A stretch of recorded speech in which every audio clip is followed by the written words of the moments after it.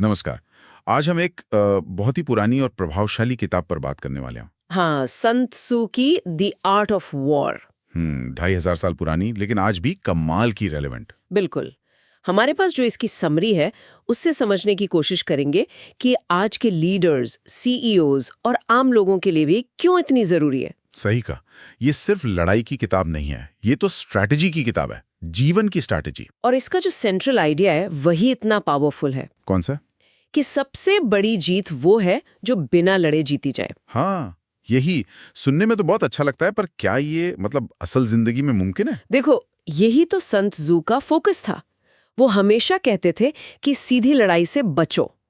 असली ताकत टकराव में नहीं, बल्कि प्लानिंग में है। हाँ, बेहतर प्लानिंग, साइकोलॉजिकल एज और सही टाइमिंग में लड़ाई टालना असल में कमजोरी नहीं, वो स्मार्टनेस है। अच्छा, तो इस स्मार्टनेस का पहला कदम क्या है sun tzu के हिसाब से? सबसे पहला और शायद सबसे जरूरी, खुद को और अपने दुश्मन को जानो। इस सुनने में तो सिंपल लगता है, पर गहरा है शायद। बहुत गहरा।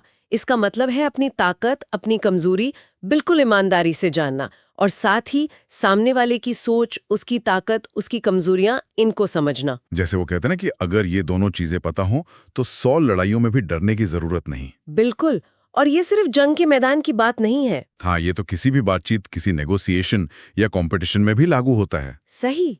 बिना इस समझ के तो हम बस अंदाजे लगा रहे होते हैं ना। अच्छा, तो खुद को और दुश्मन को समझ लिया।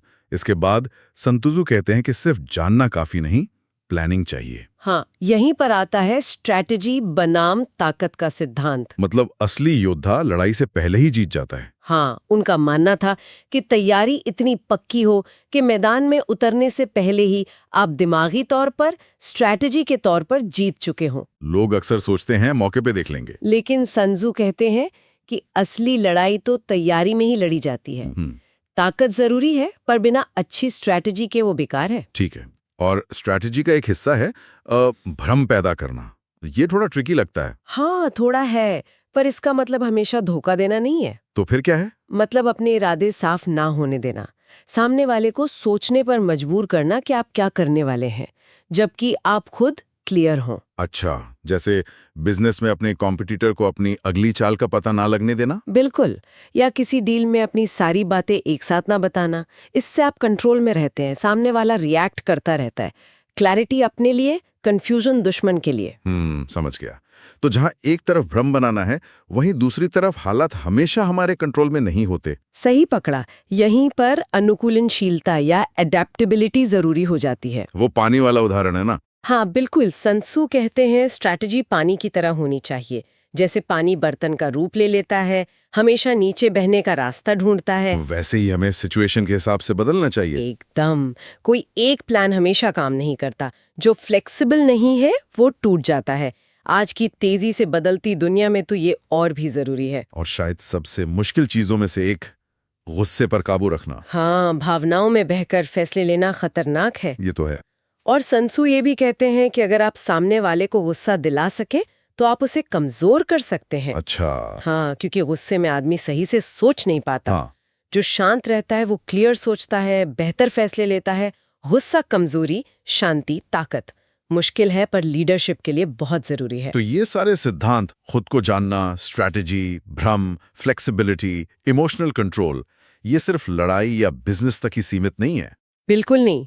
ये जिंदगी के हर उस मोड़ पर काम आते हैं जहां प्लानिंग, कंपटीशन या इंसानी बर्ताव शामिल हो। ये सिखाते हैं कि असली जीत ताकत दिखाने से नहीं, बल्कि समझदारी, धैर्य और अच्छी प्लानिंग से मिलती है।